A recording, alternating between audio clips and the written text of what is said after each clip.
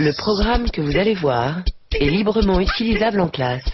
Toutes les infos sur éducation.france5.fr.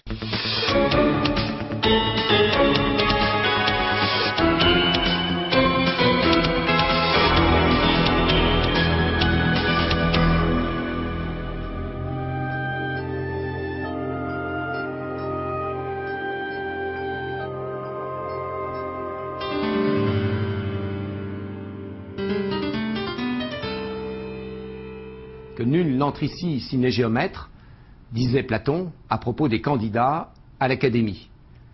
Ne peut-on pas poser le même type de questions à ceux qui veulent faire de la science actuellement en demandant que nul n'entre ici s'il n'est mathématicien? La mathématique apparaît comme le langage du monde, c'était la fameuse parole de Galilée, et ce langage apparaît extraordinairement pertinent au vu des résultats qu'il a permis d'obtenir au XIXe, au XXe siècle. C'est l'expression de cet étonnement que l'on retrouve chez Wigner, qui parle d'une efficacité extraordinaire des mathématiques, mais aussi d'Einstein, qui s'étonne de ce miracle de la possibilité de décrire le monde. A priori, le monde n'a aucune raison d'être avec une possibilité de description. Donc c'est toutes ces questions que l'on va regarder attentivement, avec en plus ce problème qui est un problème qui existe en amont, à savoir que des théories mathématiques se développent indépendamment, éventuellement, d'une description du monde. Si vous prenez un exemple particulier qui est, par exemple, la structure qu'on appelle la structure des quaternions, eh bien cette structure des quaternions a été trouvée par un Irlandais, Hamilton, au milieu du XIXe siècle, et a été redécouverte par Dirac lorsqu'il a essayé de donner une description du spin de l'électron. C'est la même structure d'un côté des mathématiques, de l'autre côté, dans ce contexte très particulier de la physique des particules. Comment se fait-il qu'il y a cette connexion? Pourquoi est-ce qu'elle marche? Et pourquoi est-ce qu'elle est aussi pertinente? Eh bien, pour répondre à cette interrogation, nous avons suivi une équipe de chercheurs en philosophie et en histoire des sciences, chercheurs dont vous allez voir la méthodologie et le type de travail à l'intérieur d'une université. Je crois que c'est un des apports intéressants de voir comment, à partir de ces données, qui sont des données que vous connaissez vous-même, des chercheurs dans ces domaines de philosophie, d'histoire, en dialogue avec les scientifiques, construisent une réflexion, cette réflexion que nous allons vous faire partager, puisque vous verrez, des étudiants sont là pour aussi poser leurs questions et apporter leurs interrogations. Alors, la mathématique est-elle le langage du monde? Voilà, la question est posée, essayons d'y répondre.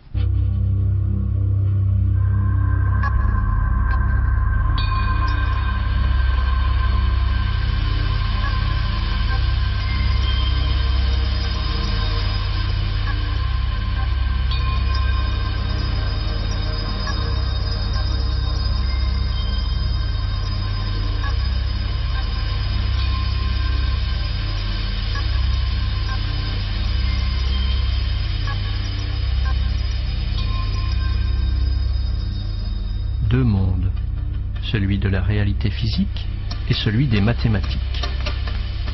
Deux mondes entre lesquels une mystérieuse correspondance semble établie depuis la nuit des temps. Une correspondance qui a fasciné les plus grands philosophes et les scientifiques les plus illustres.